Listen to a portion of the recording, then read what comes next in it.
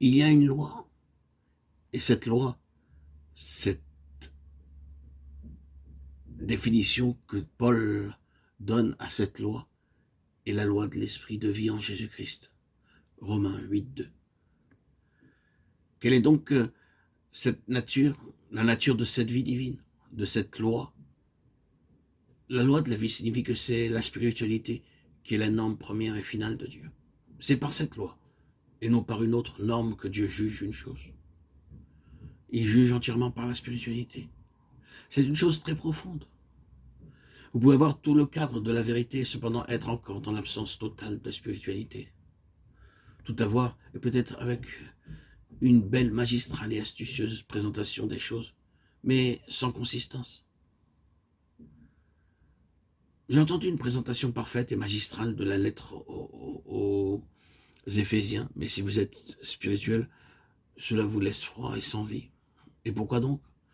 Parce que nous pouvons charnellement présenter les choses divines par la seule habilité de notre propre cerveau et des ressources de notre âme.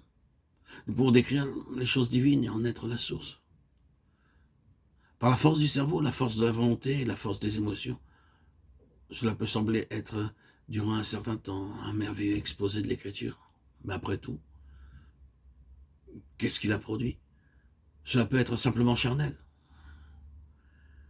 N'est-ce pas John Bunyan qui a dit que le plus grand danger qu'il ait connu, c'était que les choses divines soient maniées charnellement. La spiritualité est la norme de Dieu. Cela peut paraître moins ingénieux, mais cela ira beaucoup plus loin. Notre mesure devant Dieu, c'est uniquement la mesure de notre spiritualité, de notre vie spirituelle.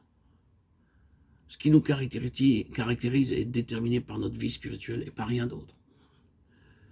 Et qu'est-ce que la spiritualité? Bien, Dieu est esprit, c'est donc seulement ce que le Seigneur est, et c'est tout. C'est la mesure dans laquelle le Seigneur peut être rencontré en nous, la mesure dans laquelle il est manifeste que le Seigneur a sa haute main sur nous, nous subjuguant, se situant au-dessus de nous, prenant notre place. Oh, c'est éprouvant, nous échouons tous là, nous échouons souvent, et nous échouons souvent terriblement. Je ne dis pas que nous ne devrions jamais échouer, ce serait trop vous décourager. Mais je dis que si nous croissons spirituellement, les mêmes anciens travers ne devraient pas être tout aussi dominants maintenant qu'il était jadis. Nous ne devrions pas échouer maintenant de la même manière qu'autrefois. Le Seigneur a plus de place en nous. C'est cela la spiritualité. Ne pensez pas à la spiritualité comme à une certaine chose abstraite, volant quelque part en haut dans les airs, à des mots et toutes sortes de discussions évoquant des choses élevées, supérieures et vertueuses, qui ne sont après tout que mentales. Ce n'est pas la spiritualité. Il y a une fausse spiritualité qui est une totale tromperie. Nous connaissons des gens dont la spiritualité les a fait supérieurs aux Écritures. Les Écritures ne sont plus la base du gouvernement de leur vie. Peu importe ce que la Bible dit. Le Seigneur m'avait dit de faire cela, disent-ils, et cependant, il y avait un passage de l'Écriture qui contredisait directement ce qu'il faisait.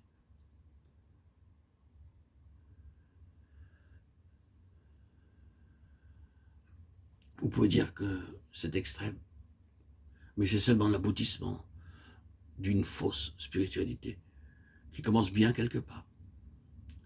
Rappelons-nous que la véritable spiritualité est premièrement une question de caractère. Est-ce que le Seigneur est rencontré? Est-ce que cela s'enregistre en nous comme procédant du Seigneur?